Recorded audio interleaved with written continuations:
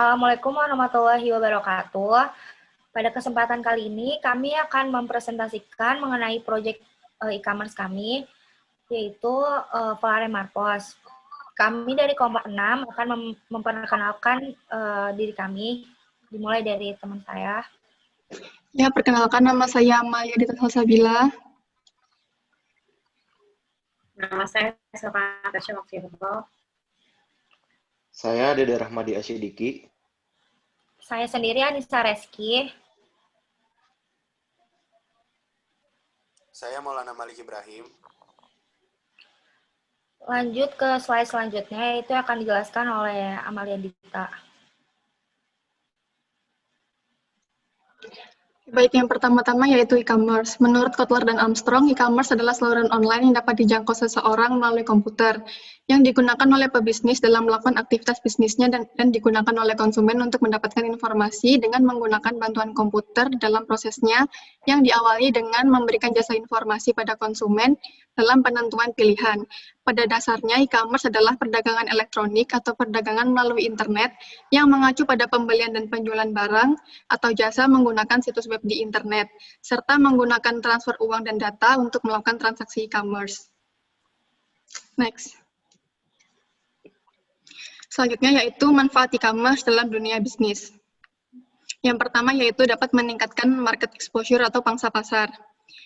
Di mana maksudnya adalah transaksi online dapat membuat semua orang di seluruh dunia dapat memesan dan membeli produk yang dijual hanya dengan melalui media komputer atau smartphone, dan tidak terbatas jarak dan waktu, serta dapat meningkatkan pangsa pasar perusahaan yang bersangkutan. Yang kedua yaitu menurunkan biaya operasional. Transaksi e-commerce adalah transaksi yang sebagian besar operasionalnya diprogramkan di dalam komputer atau aplikasi, sehingga biaya-biaya seperti showroom, beban gaji yang berlebihan, dan lain-lain tidak perlu terjadi sehingga sangat menghemat biaya operasional.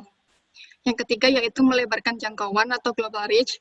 Transaksi online yang dapat diakses oleh semua orang di dunia yang tidak terbatas tempat dan waktu karena semua orang dapat mengaksesnya, hanya dengan menggunakan media perantara seperti komputer ataupun smartphone.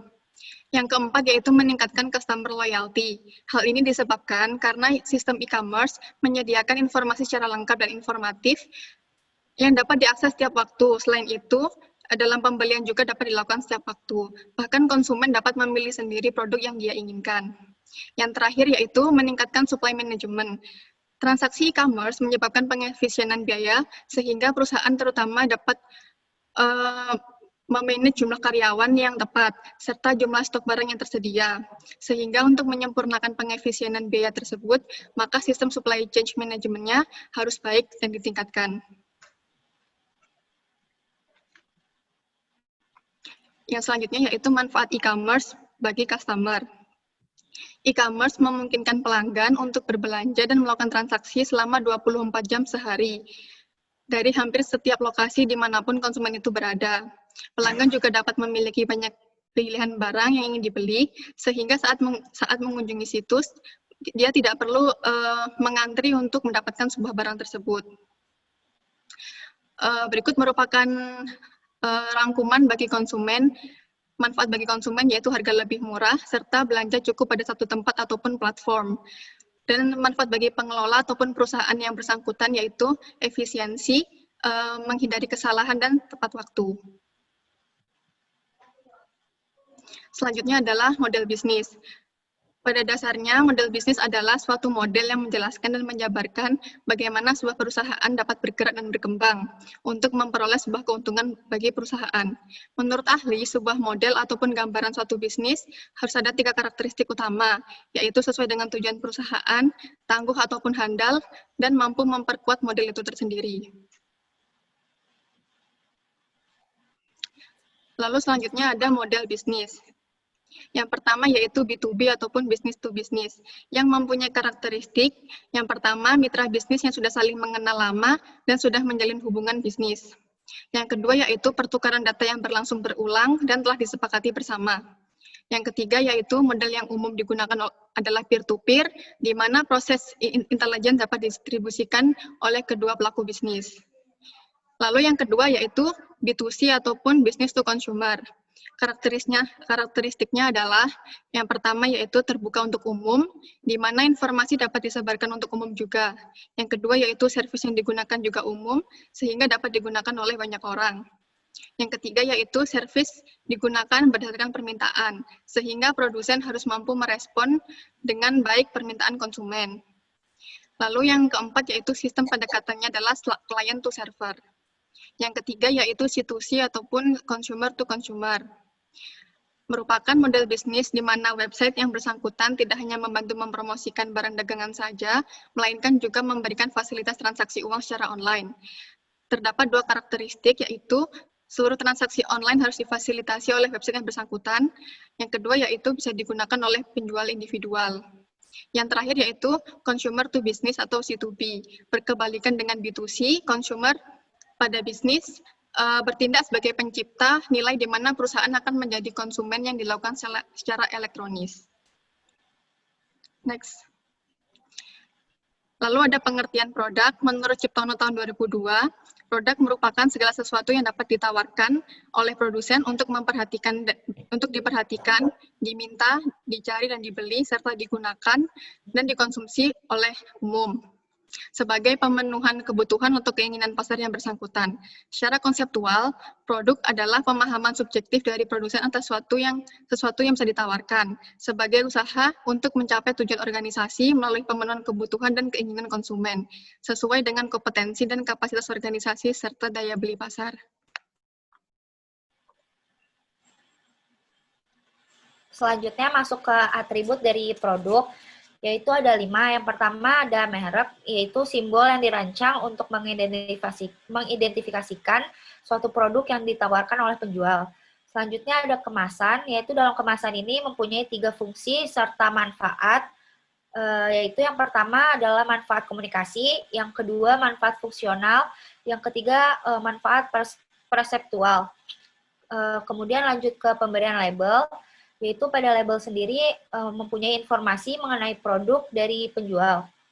Selanjutnya masuk ke layanan pelengkap, yaitu biasanya terdapat pada servis atau jasa yang ditawarkan oleh sang penjual untuk konsumennya. Yang terakhir ada jaminan produk, yaitu kewajiban produsen atas produknya kepada konsumen. Selanjutnya pengertian internet dan www. Internet sendiri merupakan suatu jaringan komputer terbesar di dunia karena menghubungkan seluruh jaringan komputer yang ada di dunia ini. Sedangkan jaringan adalah cara untuk menghubungkan beberapa komputer sehingga setiap komputer yang ada di dalamnya bisa saling berhubungan dan berbagi sumber daya. Sedangkan www sendiri merupakan server untuk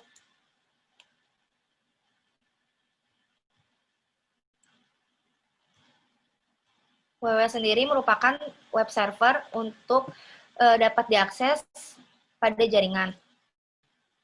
Selanjutnya masuk ke website, yaitu kumpulan halaman yang menampilkan informasi data teks, data gambar, data animasi, suara, video, dan gabungan dari semuanya, baik yang bersifat statis maupun dinamis yang membentuk satu rangkaian bangunan yang saling terkait di mana masing-masing dihubungkan dengan jaringan-jaringan halaman atau hyperlink. Berikut merupakan unsur-unsur dalam penyediaan website. Yang pertama ada nama domain, yang kedua ada web hosting, yang ketiga bahasa pemrograman, yang keempat desain web, yang kelima program transfer data ke pusat data, dan yang terakhir publikasi website. Selanjutnya ada alternatif sistem pembayaran online, yaitu pembayaran dapat diartikan sebagai pemindahan jumlah uang dari pembeli atau pembayar kepada penjual atau penerima. Dengan adanya teknologi yang mendukung, maka terciptalah pembayaran online atau digital, di mana pembayaran dengan berbasis teknologi. Pembayaran online atau digital uang disimpan, diproses, dan diterima dalam bentuk informasi digital. Selanjutnya ada keamanan pada sistem e-commerce. Keamanan merupakan salah satu faktor pertimbangan yang membuat konsumen ingin atau tidaknya menggunakan e-commerce. Keamanan dalam memberikan informasi kartu kredit menjadi salah satu kekhawatiran khususnya konsumen digital Indonesia. Konsumen digital Indonesia sendiri masih sangat berhati-hati mengenai pemberian informasi kartu kredit. 6 dari 10 konsumen mengatakan tidak ingin memberikan informasi kartu kredit mereka kepada e-commerce. Next. Lalu ada perkembangan infrastruktur teknologi. Perkembangan infrastruktur teknologi harus dilakukan untuk dapat menciptakan inovasi baru yang mempermudah masyarakat ataupun konsumen, yang salah satunya adalah pembayaran instan atau digital. Pembayaran instan atau digital tidak hanya harus cepat, tetapi harus juga aman dan juga berinovasi. Karena tujuan dari pembayaran online adalah mempermudah konsumen untuk melakukan pembayaran dan dapat melakukan pembayaran dimanapun dan kapanpun. Serta pembayaran online ini harus diciptakan dengan lebih efisien dan juga efektif.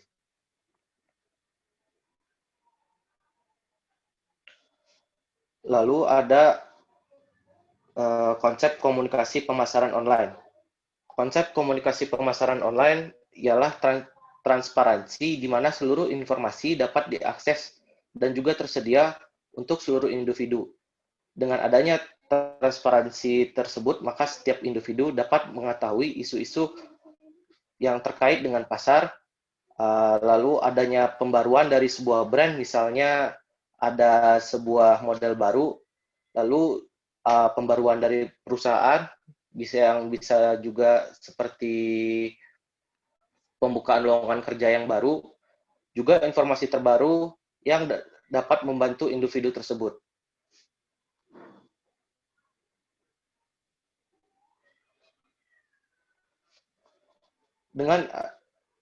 Dengan adanya internet marketing, maka sebuah perusahaan dapat lebih efisien dalam menawarkan produk.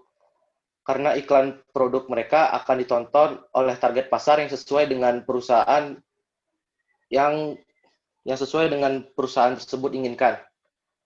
Hal ini seharusnya diikuti oleh marketer atau perusahaan lain karena internet marketing itu jauh lebih efisien dibandingkan marketing tradisional yang menggunakan TV, radio, dan media cetak.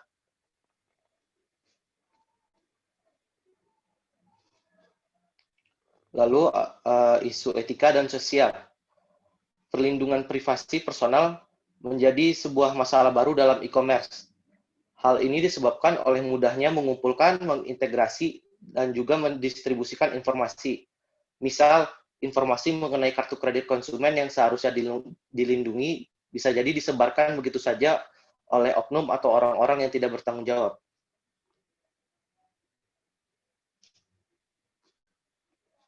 Selanjutnya dapat dilihat pada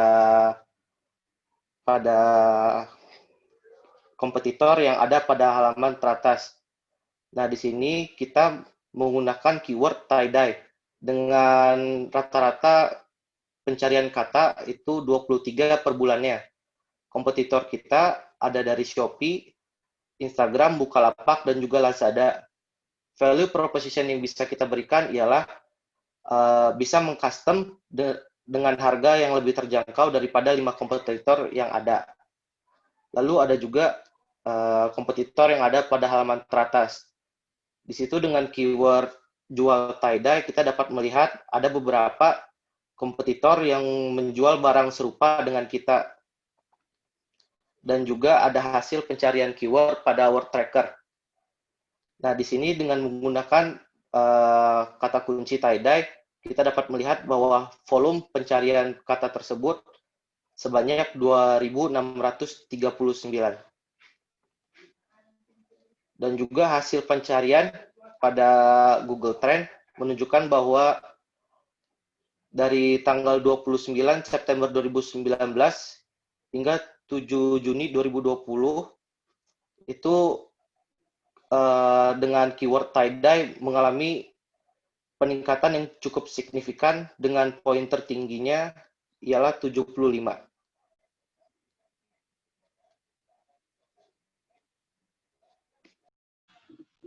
Berikut adalah halaman utama dari website Volar Marpos. Jadi pada halaman utama ini terdapat beberapa pilihan. Yang pertama ada home, ada pilihan shop, ada pilihan produk, ada pilihan mengenai Voller Marcos dan kontak person dari Voller Marcos.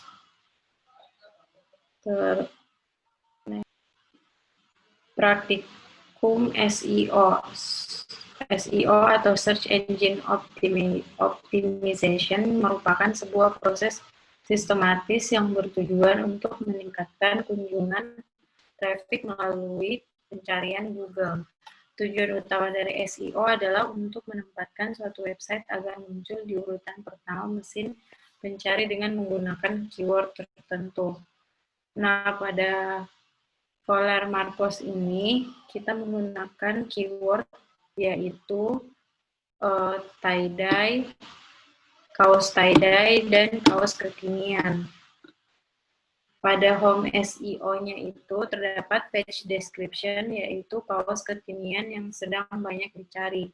Kaos tie-dye dengan motif abstrak dengan warna yang unik didapatkan. Next.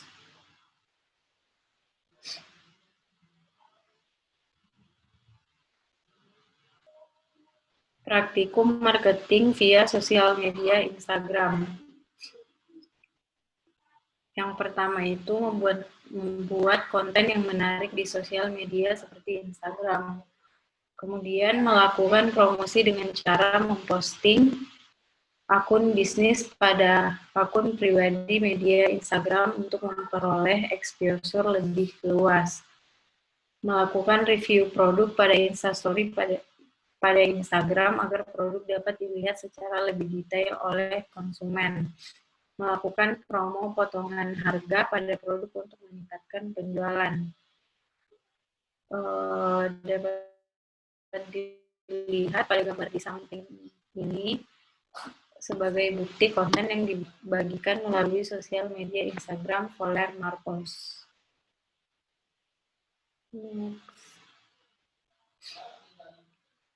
Kemudian dalam penentuan produk, melihat dari popularitas motif tie-dye yang kembali naik pada akhir tahun 2019 hingga saat ini, sehingga memunculkan ide dari kelompok kami untuk memanfaatkan peluang ini yang berdasarkan market opportunity dan competitive environment. Motif tie-dye ini sendiri merupakan teknik ikat celup untuk membuat pola-pola yang dapat menghasilkan motif yang unik. Hasil pewarnaan kain dengan teknik ini akan menghasilkan pola geometris atau abstrak, bahkan kombinasi keduanya. Next. Nah, selanjutnya ada kunci komponen, yaitu yang pertama ada revenue model. Revenue model sendiri, bentar deh, guys. Kok review model nggak ada sih di laporan? Ada. Astaga, gue belum buat gue. Yang pertama value dulu. Yang pertama value. Gue lagi banyak pikiran, maaf Dit. Nih, Darlan. Katanya gitu. Iya. Pokoknya sesuai sama nomor. Darlan, Ya, gue lurus ya. Diam. Nah, selanjutnya ada kunci komponen. Yang pertama itu ada value proposition. Nah, value proposition itu menentukan bagaimana produk atau layanan perusahaan untuk memenuhi kebutuhan pelanggan. Lalu yang kedua ada revenue model.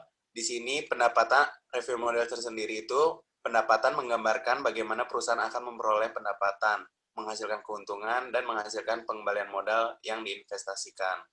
Lalu yang ketiga ada market opportunity.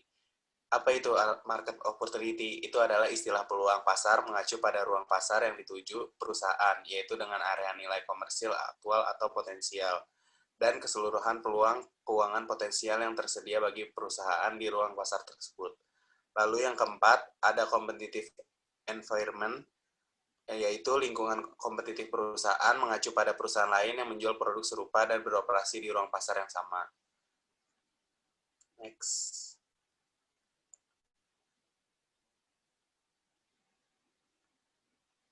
Lalu yang kelima ada competitive advantage, yaitu keunggulan kompetitif dicapai oleh perusahaan ketika dapat menghasilkan produk unggulan dan atau membawa produk ke pasar dengan harga yang lebih rendah daripada sebagian pasar. Lalu yang keenam ada market strategi, yaitu strategi pasar adalah rencana yang disusun oleh merinci dengan tepat bagaimana Anda berniat memasuki pasar baru dan menarik pelanggan baru. Lalu yang ketujuh ada organizational development, yaitu rencana pengembangan organisasi menjelaskan bagaimana perusahaan akan mengatur pekerja yang perlu diselesaikan. Lalu yang ke-8 ada manajemen tim, yaitu ini merupakan elemen terpenting. Manajemen tim karena merupakan tim yang bertanggung jawab untuk membuat model bisnis agar dapat menjalankan bisnis dengan baik. Next. Nah, di sini ada menentukan keyword. Yang pertama, informasi. Dalam pencarian informasi terkait produk kami, konsumen cukup mengunjungi media sosial kami untuk menemukan produk kami di Instagram, yaitu dengan tag @FolerMarpos, dan di website www.wixsite.com/marpos-tie-dye, atau di Shopee bisa langsung aja cari kata kuncinya yaitu Foler Marpos. Di keywords juga berdasarkan produk yang kami jual terdapat beberapa keyword yang digunakan yaitu tie-dye, kaos kekinian, dan oversize kaos.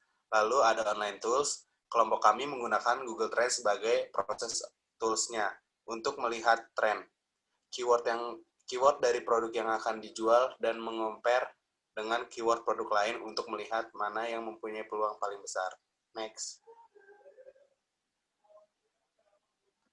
Lalu ada analisis pasar. Pangsa pasar yang disasar oleh kelompok kami adalah remaja sampai dewasa. Karena pada usia ini mereka akan cenderung tahu dan bahkan mengikuti tren yang ada. Selain itu, pengguna internet pada usia ini cenderung sangat besar, sehingga peluang untuk suksesnya bisnis ini akan besar pula. Next.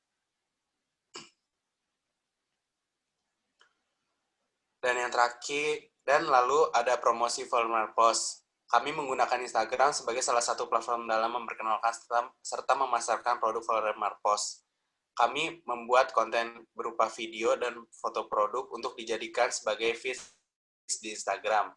Dapat dilihat di @FolerMarpos. Selain itu, kami juga membagikan video dan foto melalui Instastory, juga menggunakan Instagram advertising atau iklan Instagram. Next. Yang terakhir ada event promo. Pada saat grand opening dari bisnis ini, kami memutuskan untuk memberikan promo dengan harga spesial, yaitu sebesar 50.000 per item, dari harga normal sebesar 55.000 per item. Pada tanggal 12 Desember lalu, merupakan hari belanja online nasional di mana biasanya terdapat promo atau diskon besar-besaran dari berbagai marketplace yang bertajuk Event 12.12. Dalam rangkaian ini, untuk menaikkan penjualan, bisnis penulis menawarkan penawaran potongan harga atau diskon 12% untuk pembelian 2 item. Namun sangat disayangkan bisnis ini belum mendapatkan penjualan dari event ini.